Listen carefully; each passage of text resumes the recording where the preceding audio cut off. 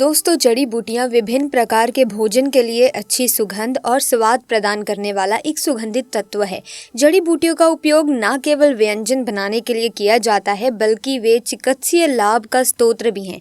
इसी तरह की महत्वपूर्ण और ज्ञानवर्धक जानकारी प्राप्त करने के लिए हमारे चैनल समृद्धि को सब्सक्राइब करें और बेल आइकन को प्रेस करें ताकि नई वीडियोस की अपडेट आपको सबसे पहले मिल सके। जड़ी बूटियों का उपयोग हृदय रोग, कैंसर और मधुमेह जैसी बीमारियों के इलाज और रोकथाम के लिए किया जाता है। दुनिया भर में जड़ी बूटियां उगाई जाएंगी। कई व्यक्ति अपने बगीचों में जड़ी बूटियों की खेती करेंगे और उन्हें अपनी रोजमर्रा की जीवन शैली में उपयोग करेंगे। दोस्तों, प्रकृति का खजाना अनमोल और असीमित है। खासकर बारिश के मौसम में जगह जगह पर वनस्पतियां लग जाती हैं। कुछ पौधे अपने आप ही लग जाते हैं और इन्हें हम बेमतलब का सर दर्द या कचरा समझकर, जंगली घास फूस समझकर उखाड़ कर फेंक देते हैं। दोस्तों, कुछ पौधों के बारे में आज मैं आपको बताने वाली हूँ। ये हमारे आसपास में ही मौजूद होता है और इन्हें हम कचरा नहीं, बहुत ही ज्यादा कीमती और अनमोल रत्न कहना चाहेंगे। हीरे मोती से भी ज्यादा कीमती होते हैं ये। इनका औषधीय महत्व सर्वोपरि होता है। आज एक ऐसे ही छोटे से पौधे के बारे में मैं बताने जा रही हूँ।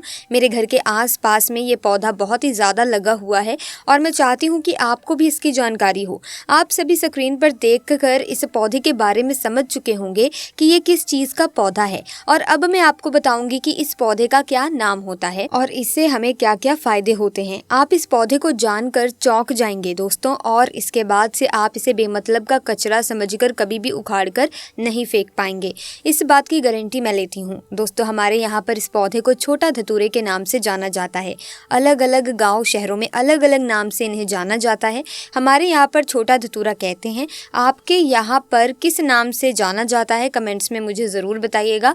कई लोग इसे छोटा गोखुर भी कहते हैं। कई जगहों पर इसे खाखरा कहा जाता है, कहीं शंखा होली और कहीं कांथू बोलते हैं। कई जगह पर इसे कांटा गोली कहते हैं और अंग्रेजी में इसे कॉक लवर कहा जाता है। गाँव में अक्सर सभी बच्चों ने यही कॉक लवर से एक दूसरे को मार करके अपना मन प्रसन्न किया होगा। मैं भी बचपन में अपने दोस्तों के कपड़ों में इसे चिपकाया करती थी। इन्हीं को देखकर हम अपने बचपन से जवान हुए हैं। इससे ज्यादातर गाँव, खेत खलिहान में पाया जाता है। अगर साफ साफ शब्दों में कहूँ तो कॉक लवर सोने चांदी, हीरे मोती से भी ज्यादा कीमती होता है दोस्तों। और आज मैं आपको इसके बीज के बारे में बताऊंगी। इसके जो बीज होते हैं वो कांटे युक्त होते हैं। जनवरी या फरवरी के महीने में इसमें बीज आना शुरू हो जाता है। पहले हरे रंग के बीज होते हैं और फिर धीरे धीरे ये भूरे रंग के बीज बन जाते हैं और ये बहुत ही औषधीय गुणों का भंडार होते हैं। दोस्तों, शायद आपको पता नहीं होगा कि ये एक बहुत ही अच्छी जड़ी बूटी भी है, अमृत तुल्य है, महाशक्तिशाली है। इस जड़ी बूटी के आगे बड़ी बड़ी डॉक्टर या मेडिसिन भी फेल हो जाती हैं। तो अब से आप सभी इसे कचरा या सिर दर्द समझकर ना फेंकें। ये एक पावरफुल जड़ी बूटी है जो कि बरसात के मौसम में अपने आप ही लग जाती है। कांटे युक्त इसके फल होते हैं। ऐसे में दोस्तों, हम सभी को भारत भूमि को धन्यवाद करना चाहिए। हम ऐसे देश में रहते हैं जहाँ आज भी यत्र तत्र जड़ी बूटियाँ हर जगह फैली हुई हैं। इन्हीं जड़ी बूटियों के लिए विदेशी लोग तरसते हैं कि कहीं से उन्हें ये पौधा मिल जाए। तो ईश्वर का हमें धन्यवाद करना चाहिए कि हम ऐसी भारत भूमि में आज भी रहते हैं जहां पर अमृत की तरह शक्ति रखने वाले पेड़ पौधे आज भी मौजूद हैं। दोस्तों, आप सभी देख लीजिएगा कि एक दिन ऐसा जरूर आएगा जब हर कोई इन पेड़ पौधों को अपने गले लगाएगा, जड़ी बूटियों को गले में पहने और अंग्रेजी दवाइयों को छोड़ करके इन्हीं की तरफ दौड़ता हुआ चला आएगा, क्योंकि जड़ी बूटियों में अमृत होता है, साक्षात ईश्वर का वास होता है। अभी तक ये जानकारियां लोगों को पता नहीं थी, लेकिन हमारे चैनल के माध्यम से हम हर किसी को जागरूक करने का पूरा प्रयास कर रहे हैं ताकि लोग अंग्रेजी दवाओं से शरीर को जल्दी से ठीक कर सकें। लेकिन बाद में बहुत ही जल्दी शरीर अंग्रेजी दवाइयों के सहारे चलने लगता है। ऐसी दवा शरीर को जीते जी मार ही देती है, लेकिन पेड़ पौधे से निकला अमृत शरीर को अमर बनाता है, ताकतवर बना देता है, बुढ़ापे में भी जवानी की शक्ति रखता है। तो चलिए, अब मैं आपको किन किन बीमारियों में ये फायदेमंद है ये आपको बताती हूँ।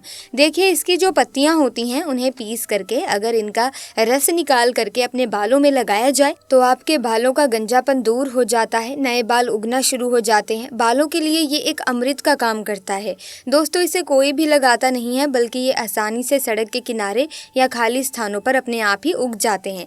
ये पौधा अगर आपके आसपास में मौजूद है और अगर किसी को सर दर्द की बहुत ही ज्यादा परेशानी है तो इसके पत्तों को पीस करके 2 से 3 बूंद रस के अंदर दही मिला करके अगर आप सिर के ऊपर मालिश करते हैं तो आपको आराम मिलता है। अक्सर मौसम बदलने से सर्दी खांसी बच्चों को हो ही जाती है और यहाँ तक कि बड़ों को भी हो जाती है। इसके पत्तों को छांव में सुखाकर दूध के साथ सेवन करने से सर्दी खांसी तुरंत ही खत्म हो जाती है। दोस्तों, ये हर प्रकार की कमजोरी को दूर करने के लिए भी रामबाण का कार्य करता है।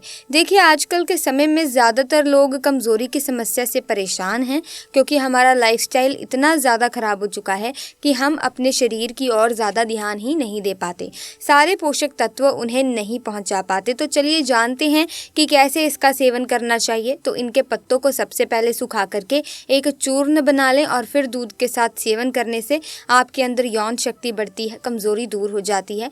बहुत ही सिंपल सा उपाय है दोस्तों, आप इसका इस्तेमाल कर सकते हैं।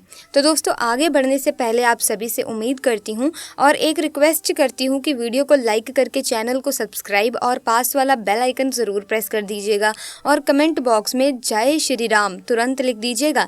दोस्तों, इस वीडियो को लाइक करने का कोई भी चार्ज नहीं लगता और चैनल पर सब्सक्राइब करने से आपको हर रोज़ बिल्कुल मुफ्त में जानकारियाँ मिलती चली जाती हैं। और अब मैं आप सभी को इस पौधे का एक और चमत्कारी उपाय बताती हूँ चर्म रोग पर। दोस्तों, इसका रस लगाने से धीरे धीरे चर्म रोग बिल्कुल ही समाप्त हो जाता है, ठीक हो जाता है। दोस्तों, अक्सर फोड़े फुंसी बच्चों को लग ही जाते हैं और या फिर घाव हो जाते हैं, तो उसमें भी इसकी पत्तियों का पेस्ट लगाएं, थोड़ी ही देर में फुंसी ठीक हो जाती है। चेचक के जो दाग होते हैं उनमें भी यदि इन पत्तियों का रस लगाया जाए तो दाग धब्बे बिल्कुल ही दूर हो जाते हैं, घाव ठीक हो जाते हैं। ऐसा कहा जाता है कि नासूर तक इस रोग से ठीक हो जाता है। अब दोस्तों, बात करते हैं कि तेल कैसे बनाना है। चलिए अब मैं आपको ये भी बताती हूँ कि बालों के लिए तेल कैसे बनाया जाए। इसका तो आप किसी भी प्रकार का जो भी तेल इस्तेमाल करते हैं उसमें आप इसके रस को मिला लें और फिर अपने बालों पर अप्लाई करें। आप जो भी तेल का इस्तेमाल करते हैं, चाहे नारियल तेल हो या सरसों तेल हो, सबसे पहले छोटे गोखूर की कुछ पत्तियां लें और इस तेल में डाल करके तेल को गर्म कर लें, उबाल लें और उसे छान करके हर रोज अपने सिर के स्कल्प में मालिश करें। ऐसा करने से आपके सिर में कभी भी सफ़ेद बाल की समस्या नहीं होगी, बाल हमेशा काले और घने बने रहेंगे। तो दोस्तों, मुझे उम्मीद है कि आज के बाद से आप कभी भी इन पौधों को बेजान या फिर कचरा समझकर नहीं फेंकेंगे और इन उपायों को, इन जानकारी को अपने तक भी सीमित बिल्कुल मत रखिएगा, क्योंकि भारत भूमि में ऐसी ऐसी जानकारियां छुपी हुई हैं जो धीरे धीरे बिल्कुल ही विलुप्त होती जा रही हैं। दोस्तों, हमारी हर समस्या का समाधान हमारे आसपास में मौजूद है, लेकिन जानकारी के अभाव की वजह से हम परेशान होते रहते हैं। तो आज के बाद से आप इन जड़ी बूटियों का या पत्तियों को कचरे में मत फेंकना, कचरा समझकर मत फेंकना। देखिए, पेड़ पौधे, वनस्पति, जड़ी बूटियों की जानकारी होना बहुत ही आवश्यक है, जरूरी है। इस वीडियो को ज्यादा से ज्यादा अपने परिवार के हर एक सदस्य और अपने दोस्तों के साथ शेयर अवश्य कीजिएगा और साथ ही अगर वीडियो पसंद आया हो तो वीडियो को लाइक करें।